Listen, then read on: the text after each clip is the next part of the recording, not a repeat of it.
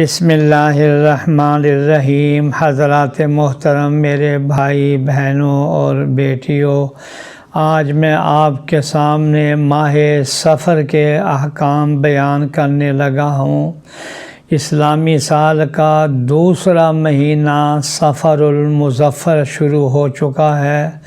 مشرکین ماہ سفر کو نحوست والا مہینہ سمجھتے تھے اور اس میں کوئی نیا کام شروع نہیں کرتے تھے۔ ان لوگوں کا گمان تھا کہ اس مہینے میں مصیبتیں، پریشانیاں، آفتیں نازل ہوتی ہیں اور یہ مہینہ نحوست، پریشانیوں اور مصیبتوں والا ہے۔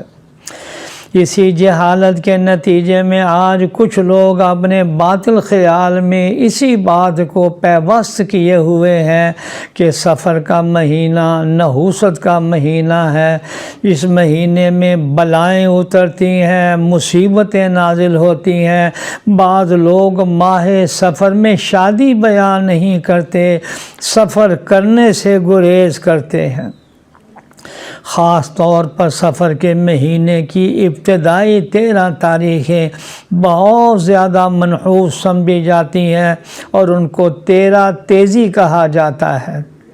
اور قابل افسوس بات یہ ہے کہ یہی نظریہ نسل در نسل آج تک چلا آ رہا ہے، حالانکہ سرکار دو عالم صلی اللہ علیہ وسلم نے بہت ہی صاف اور واضح الفاظ میں اس مہینے اور اس مہینے کے علاوہ پائے جانے والے توہمات اور قیامت تک کے باطل نظریات کی تردید اور نفی فرما دی، اور اعلان ارشاد فرما دیا، لا عدوى ولا سفر ولا حامہ۔ یہ میں بخاری شریف کی عبارت سنا رہا ہوں، جس کا مفہوم یہ ہے کہ اللہ تعالیٰ کے حکم کے بغیر ایک شخص کی بیماری کے دوسرے کو خود بخود لگ جانے کا عقیدہ، اور خاص طور پر ماہ سفر میں نحوست ہونے کا عقیدہ اور ایک مخصوص پرندے کی بدشگونی کا عقیدہ، سب بے حقیقت باتیں ہیں۔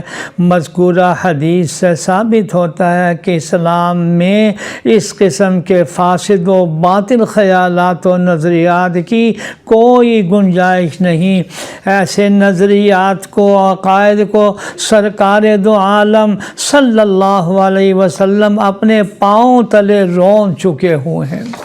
ماہ سفر کے متعلق نحوست والا عقیدہ پھیلانے کی خاطر دشمنان اسلام نے سرکار دو عالم صلی اللہ علیہ وسلم کی طرف منسوب جھوٹی روایات پھیلانے جیسے مکروہ اور گھنونے افعال سے بھی دریغ نہیں کیا۔ وہ من گھڑت حدیث یہ ہے، من بشرنی بخروج سفر بشرتہ بالجنہ۔ ترجمہ یہ ہے، جو شخص مجھے سفر کے مہینے کے ختم ہونے کی خوشخبری دے گا، میں اسے جنت کی خوشخبری دوں گا۔ استغفر اللہ، استغفر اللہ۔ اس روایت سے استدلال کرتے ہوئے سفر کے مہینے کو منحوس سمجھا جاتا ہے۔ طریقہ استدلال یہ ہے کہ چونکہ اس مہینے میں نحوست تھی، اس لیے سرکار دو عالم صلی اللہ علیہ وسلم نے اس مہینے کے صحیح سلامت گزرنے پر جنت کی خوشخبری دی ہے۔ تو حضرات محترم، جان لینا چاہیے یہ حدیث موضوع ہے، گھڑی ہوئی ہے، اس کی نسبت حضور صلی اللہ علیہ وسلم کی طرف کرنا جائز نہیں۔ چنانچہ ائمہ حدیث نے اس من گھڑت حدیث کے موضوع ہونے کو واضح کرتے ہوئے اس عقیدے کے باطل ہونے کو بیان کیا ہے۔ اللہ تعالی ہمیں ان سب خرافات سے محفوظ فرمائے، آمین یا رب العالمین۔